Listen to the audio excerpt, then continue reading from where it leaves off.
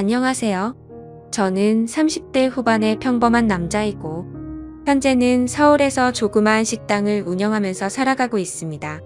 원래는 아내와 함께 행복한 미래를 꿈꾸면서 시작하게 된 음식점인데, 지금은 처제와 단둘이서 식당을 운영하고 있네요. 정말 남들에게는 결코 일어나지 않을 법한 말도 안 되는 일들이 제게 일어나게 되었죠. 사실 저는 주변 누구보다도 착하지 못한 그런 삐뚤어진 시선으로 세상을 바라보며 살아가고 있었습니다. 어릴 때부터 저는 몸이 정말 허약한 체질이었습니다. 흔히 생각하시는 약골의 얼굴도 못난 탓에 저도 모르게 학창시절 내내 왠지 모를 주변 사람들의 시선의 사람을 기피하게 되었던 거죠. 그리고 더 사람을 기피하게 된 것도 처음 짝사랑하게 된 여자에게서 너무 아픈 상처를 받게 되었습니다. 그때가 중학교 때였는데 그 당시 담임 선생님의 지시로 분기별로 3개월에 한 번씩 짝을 바꿔서 앉았었습니다. 저는 당연히 짝사랑하는 그녀와의 짝이 되기만을 항상 바라였었고 결국에는 제 바램대로 제게 설렘을 주던 그녀와 짝이 되었습니다. 속으로 만세를 부를 정도로 너무 기쁘고 행복했었습니다.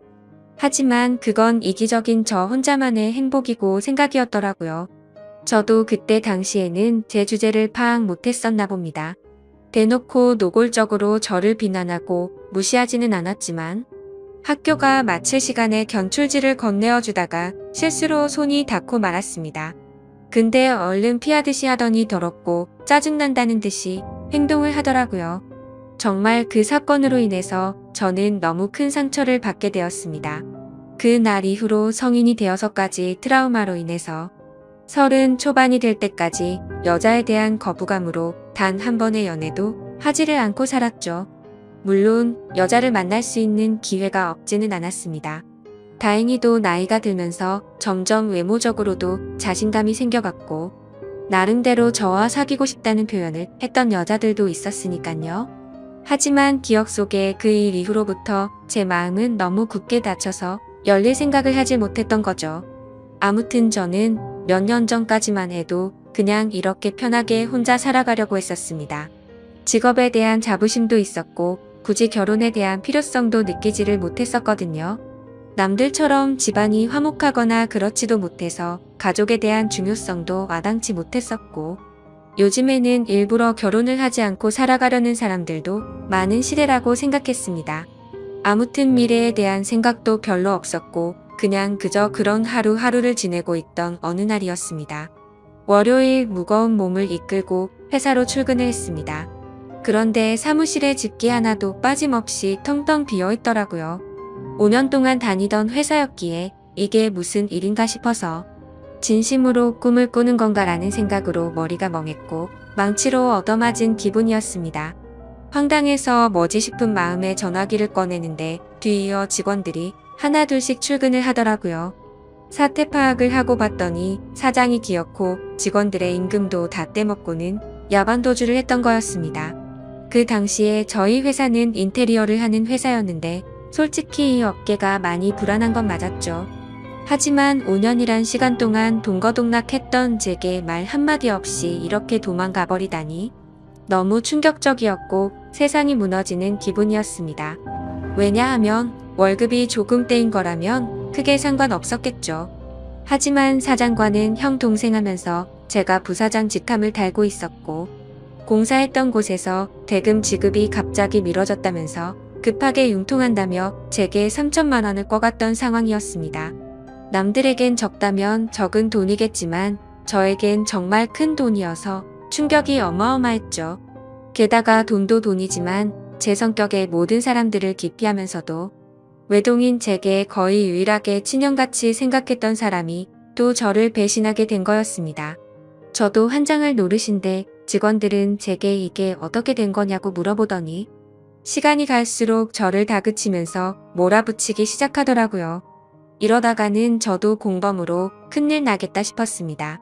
저는 직원들에게 빚쟁이들이 올지도 모르니까 얼른 경찰에 신고부터 하자고 설득하고 신고를 하게 되었죠. 그리고서 몇 주가 지나도록 사건은 진척이 없었습니다. 이미 사장놈은 오랜 기간 동안 도주를 계획했던 건지 해외로 출국했는데 잡기가 쉽지 않을 거라고 하더군요. 너무나도 절망적이어서 하늘이 무너지는 기분이 들었습니다.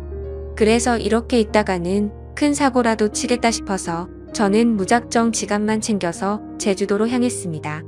그냥 모든 걸 다 잊고 싶었고 전 재산을 날린 것도 아니니까 차근차근 다시 시작하면 되겠지라는 마음을 가지려고 애를 썼습니다. 아무튼 그렇게 저는 제주도에서 가장 외진 곳에 위치한 펜션에서 숙박을 하게 되었죠.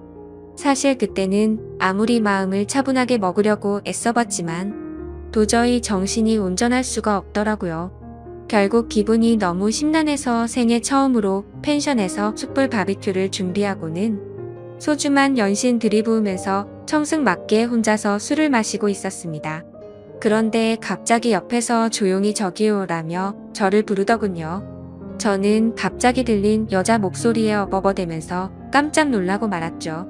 그 모습을 보더니 여자 2명이 저를 쳐다보면서 제가 놀라는 모습이 웃겼던 건지 웃음을 겨우겨우 참아가면서 저를 보고 있더라고요. 너무 민망해서 얼버무리면서 대답을 했더니 자기네들이 해녀 체험을 하고 왔는데 둘이 먹기에는 너무 많고 버리기엔 아깝다면서 혹시 해산물 좋아하면 좀 나눠줄까요? 라고 물어보더라고요. 저는 여자랑 대화를 하는 것조차 너무 소심했던 성격인지라 그녀의 눈도 마주치지 못하고 생각이란 필터를 거치지도 못하고 감사합니다. 라고 대답을 해버렸습니다. 아무튼 그렇게 나눠준 해산물도 같이 구우면서 주위를 둘러봤더니 펜션에 묵는 사람들이 저와 그 2 여자밖에 없는지 엄청나게 조용하더라고요. 뭔가 뻘쭘하게 혼자서 소주를 마시면서 먹고 있는데 제가 해산물을 줬던 여자가 말을 걸더라고요. 제주도에 혼자 여행 오신 거냐며 너무 낭만적인 것 같다고 하면서 혼자 심심하시지 않냐고 괜찮으면 자기네들이랑 같이 마시는 거 어떻겠냐고 묻더라고요. 평소에 저였다면 절대로 합석은 꿈도 꾸지 못했을 겁니다. 그런데 솔직히 말해서 어릴 적 짝사랑했던 여자 이후로 처음으로 제 눈에 너무 쏙 들어오는 여자였습니다. 그리고 술도 많이 마셔서 조금 취한 상태였기에 어디서 나온 용기였는지 그러자고 대답을 하게 되었죠. 그렇게 그녀들과 저는 합석을 해서 함께 술을 마시게 되었고 이야기를 들어보니 그 2은 친자매였고 어제 숙소에 도착을 했고 일주일간 머물다가 간다고 하더라고요. 저도 열흘 정도를 예약한 상태라고 했더니 잘 됐다면서 그러면 지내는 동안 잘 지내보자고 먼저 손을 건네더군요. 저는 너무 쑥맥처럼 쭈뼛거리며 손을 마주잡고 인사를 했고 술이 취하면 취할수록 2 자매와 저는 재미난 이야기들을 하게 되었습니다. 그때 드는 생각이 저도 모르게 말로 나와버렸습니다. 사실 혼자서 괴로움을 삭히려고 왔는데 혼자 있을 때는 더 괴롭더니 지금은 괴로운 게 다 잊혀지고 너무 즐거운 것 같다고 말했습니다. 그러자 언니였던 제 이상형의 그녀는 무슨 일이냐고 제게 물어봤고 저도 모르게 그동안의 고충을 푸념하듯이 얘기를 하고 말았죠. 그런데 그런 지루하고 재미없는 얘기인데도 불구하고 그녀는 너무 진지하게 저를 똑바로 쳐다보면서 이야기를 들어주고 진심 어린 조언을 해주더라고요. 생전 처음으로 느껴보는 친절함에 저는 너무 행복했고 설레었습니다. 그렇게 꿈처럼 행복했던 시간을 보내다가 자리를 끝 마치게 되었죠. 다음날 저는 전날 있었던 일에 민망해져서는 만나면 인사를 먼저 건네야 하나? 아니면 아는 척을 하지 말아야 하는 건가 온갖 생각과 고민을 했었습니다. 그러나 그런 고민들이 무심하게도 밖에 담배를 피러 나갔더니 그녀는 반갑게 저를 보고 웃으며 인사를 하는데 심장이 쿵 하고 내려앉는 것 같았죠. 여행하러 와서는 하루 종일 주무시냐며 인사를 건네는데 저도 어색한 인사로 답을 했습니다. 그러더니 오늘 우리 같이 밥 먹으러 가기로 한 거 잊었냐면서 묻더라고요. 저는 취한 나머지에선 안 될 짓을 했구나 싶었고 괜히 여행 방해되고 싶지 않다며 어제 했던 말은 잊으라고 말하며 재밌게 여행을 즐기라고 했죠. 하지만 그녀는 끝내 고집을 피우더니 결국 그날 하루 종일 2 자매와 저는 여행을 함께 보내게 되었습니다. 그러다 보니 자연스럽게 그녀들과 저는 같이 붙어 다니며 매일같이 여행을 함께 즐기게 되었고 정말 꿈만 같던 시간은 너무 순식간에 지나가 버리더군요. 그렇게 두 자매의 마지막 날이 되었습니다. 솔직히 좀 많이 서운하더라고요. 고작 며칠밖에 안 되는 시간 동안 저는 그녀에게 더욱 빠져들었고 마지막 인사를 건네는데 저는 도저히 용기가 나지 않았습니다. 그때 그녀는 갑자기 제게 포옹을 하면서 덕분에 즐거운 여행이었다고 말을 건네주더군요. 너무 외롭게 살아오던 저는 순간적으로 마음이 울컥해서 눈물이 날 뻔했습니다.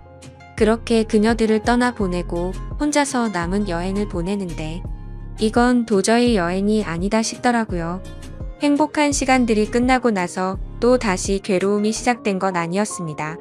오히려 그녀와 지낸 시간들 덕분에 괴로움은 이미 잊은 지 오래였고 그녀를 또 다시 보고 싶다는 생각이 너무 간절해지더라고요.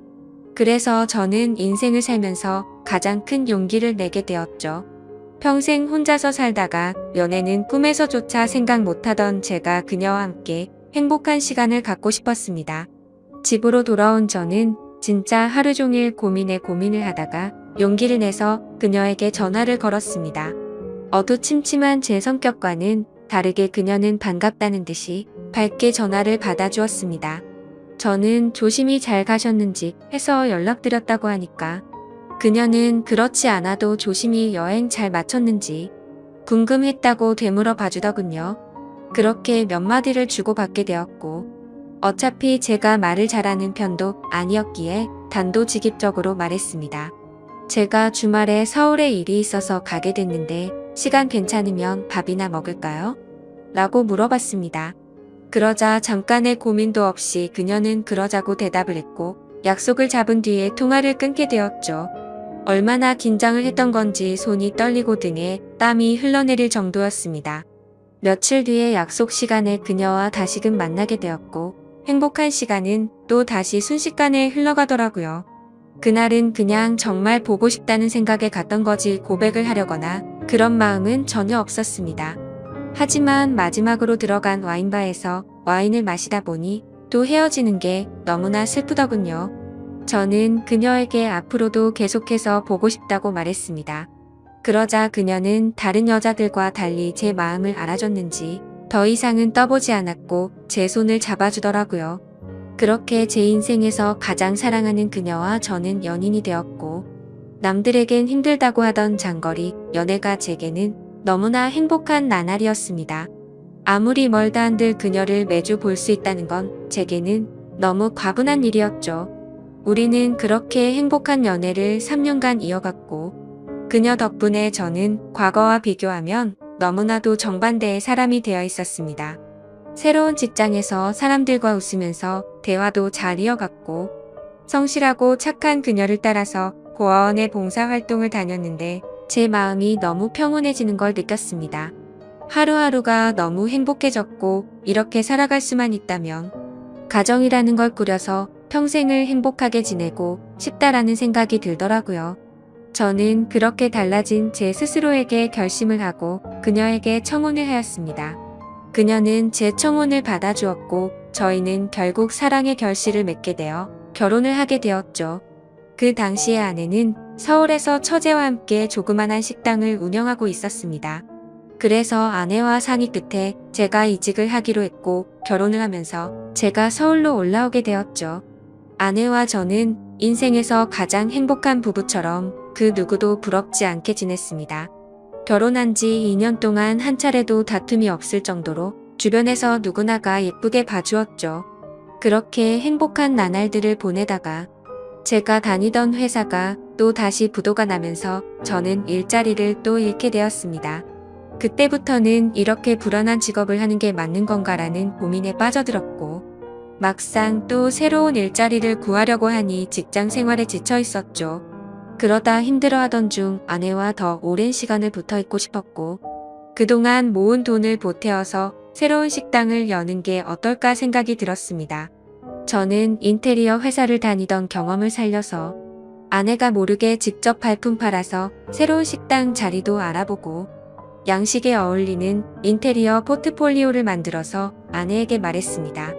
더 이상 내 일에 흥미를 잃어서 직장에 다니는 건 그만하고 당신과 처제를 도와서 가게를 더 크게 해보고 싶다고 하면서 설명을 해줬죠.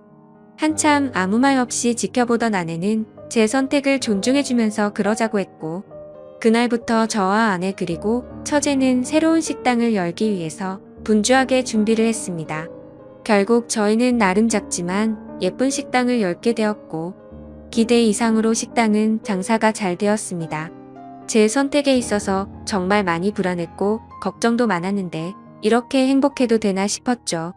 아내도 솔직히 오랫동안 해오던 가게를 옮기는 게 불안했고 무서웠는데 저 하나만을 믿고서 그 큰 결정을 바로 내려줬던 걸 알게 되었습니다. 저는 착한 아내에게 너무 고마웠고 평생을 행복하게 해줄 거란 마음을 제 가슴에 되새겼죠. 하지만 하늘이 너무 원망스럽게도 제 바램과 그 행복은 산산조각이 나게 되었습니다. 아내가 일을 하던 도중에 갑자기 쓰러지게 되었습니다. 처음에는 가게가 바쁜 탓에 과로해서 그런 거겠지 하며 아내를 안심시켰었죠. 며칠 뒤 정밀 검사를 받아본 결과가 나왔고 의사 선생님은 너무 위험한 위치에 암이 발견되었다고 말하더군요. 드라마나 영화에서나 들어봤지. 이런 일이 제 아내에게 생길 줄은 정말 상상조차 못했기에 그 자리에서 바로 눈물이 났습니다. 의사 선생님이 말을 이어갔습니다. 이런 말씀 드릴 때가 자신도 가장 마음이 아프다고 하면서요. 솔직히 말해야 할 것 같다며 아무래도 너무 위험한 수술이 될 것 같다고 하면서 아내분에게도 솔직히 말씀을 드려야 한다고 하더라고요.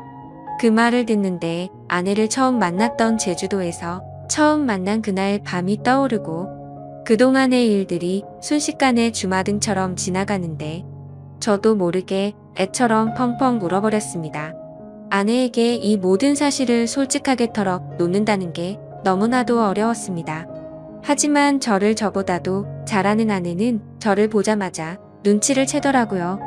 펑펑 울어서 알아본 건지 너무 경직되어 있는 저를 알아본 건지 저는 있는 사실 그대로를 말해줬습니다. 아내는 괜찮은 척하면서 오히려 저를 위로해주면서 말을 하더라고요. 솔직히 너무 무섭고 화도 나고 슬프지만 저를 만나서 그동안 너무 행복했다며 그래도 위험하긴 하지만 끝까지 포기는 하지 않을 테니까 좌절하지 말자고 하더군요. 그 말을 듣는 순간 제가 너무 부끄러웠습니다. 정작 아픈 아내는 저렇게 용기를 내서 힘을 내려고 하는데 도저히 저부터 무너질 수가 없었습니다. 처가댁에 연락을 해서 이 사실을 말씀드렸고 장인어른과 장모님 그리고 처제는 아내에게 찾아와서 미친 듯이 펑펑 울었습니다. 그러자 아내도 그동안 참았던 눈물이 터진 건지 애처럼 펑펑 우는데 정말 가슴이 찢어졌습니다. 그렇게 아내는 항암 치료를 시작하게 되었고 날이 가면 갈수록 급속도로 야위어가는 아내를 보고 있으니 모든 게 너무 원망스러웠습니다. 괜히 나를 만나서 아내가 이렇게 아프게 된 것만 같고 죽을 만큼 너무나도 힘이 들었습니다. 그렇게 힘든 시간을 지나서 아내의 수술이 있기 전날 밤 아내와 저는 한참 동안 이야기를 나누었습니다. 그때 처음으로 알게 되었던 건 아내도 제주도에서 처음 본 그날 저에게 호기심이 생겼고 관심이 갔었다고 하더군요. 그래서 다음날 같이 밥 먹자는 약속을 한 적이 없었지만 일부러 거짓말을 해서 같이 합류해서 여행을 한 거였다고 하더라고요. 물론 제 여행을 방해하고 싶었던 건 아니었고 제가 그날 밤 혼자 있을 때 더 괴롭다고 했던 말이 밤새도록 신경이 쓰였답니다. 제 아내의 성심이 깊은 건 알았지만 그 말을 듣는 순간 눈물이 멈추지가 않더군요. 그러면서 수술이 어려운 건 우리 모두가 다 잘 알고 있는 사실이니까 지금 말을 해야겠다고 하더라고요. 혹시라도 자신이 잘못되더라도 제발 당신 탓이라고 생각하지 말고 행복했으면 좋겠다고 말했습니다. 그리고 우리가 함께 시작했던 가게도 자신에겐 너무 행복한 추억이 가득한 곳이니 슬픈 감정보다도 행복한 추억을 떠올리면서 계속 지켜달라고 했죠. 그렇게 밤새도록 저희는 끊임없이 많은 대화들을 나누었고 결국에 제가 인생에서 가장 사랑하던 제 아내는 이 세상을 떠나고 말았습니다.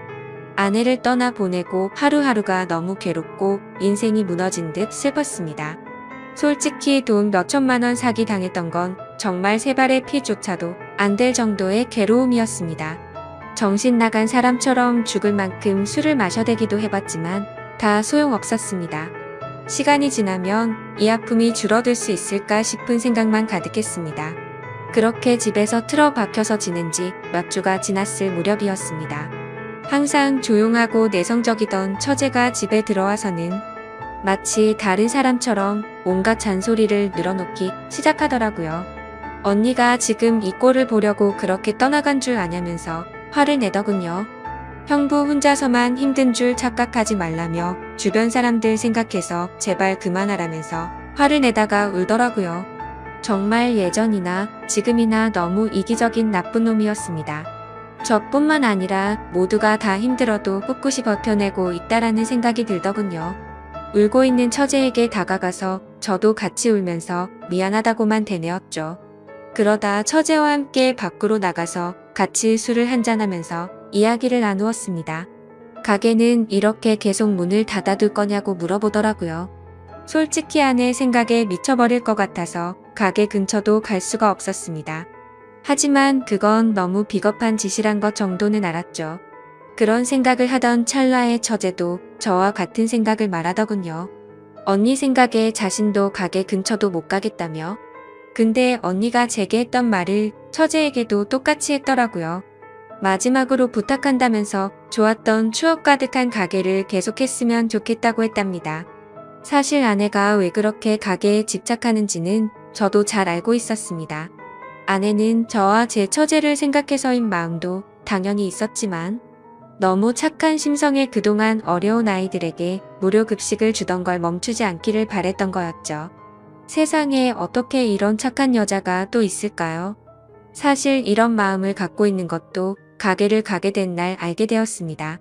처제와 저는 아내의 부탁을 이어나가기 위해서 결심을 했고 다음날 가게로 나갔습니다. 몇 주간 비워져 있던 가게임에도 불구하고 구석구석 너무 깔끔하게 청소가 다 되어 있었습니다. 그리고 그곳에 놓여져 있던 편지가 있었죠. 아내는 가족들과 저에게 너무 많이 미안하답니다. 제게는 평생 행복하게 함께 지내면서 흰머리 나는 것도 보고 싶었고 우리에게 아이도 낳아서 행복한 미래를 꿈꿨는데 너무 마음이 아프다네요. 그러면서 자신을 대신해서 아이들에게 도움을 주면서 평온함을 느껴줬으면 좋겠답니다. 스스로 자책하지 말고 세상에 주어진 걸 감사하게 느끼면서 주변 사람들에게 사랑을 베풀다 보면 우리는 또 다시 금방 만나서 행복하게 지낼 거라고 하네요. 처제와 저는 그 편지를 읽고 또 한바탕 울어버리고 말았습니다. 그날 저와 처제는 그동안 상한 음식들을 모두 정리하고 밤새도록 정리를 했습니다. 아내의 바램대로 다시 장사를 하기 위해서 준비들도 하였고 장사를 시작하고서 정신없는 나날들을 보냈던 것 같네요. 처제는 언니 대신해서 잔소리할 거라며 전처럼 느긋하게 할 생각 말고 제대로 도와달라며 선전포고까지 하더군요. 그러면서 꿀단지가 뻑뻑해서 못 여는 저를 핀잔 주더니 숟가락으로 치더니 순식간에 열더라고요. 이제는 예전보다 조금은 더 편해진 처제와 열심히 하루하루를 보내고 있네요. 이 글을 쓰면서도 제 인생에서 제일 행복함을 느끼게 해준 제 아내가 너무 그립고 보고 싶습니다. 아마도 이 마음은 제가 아내를 찾아 갈 때까지 영원하겠죠. 긴 사연 읽어주셔서 감사드립니다.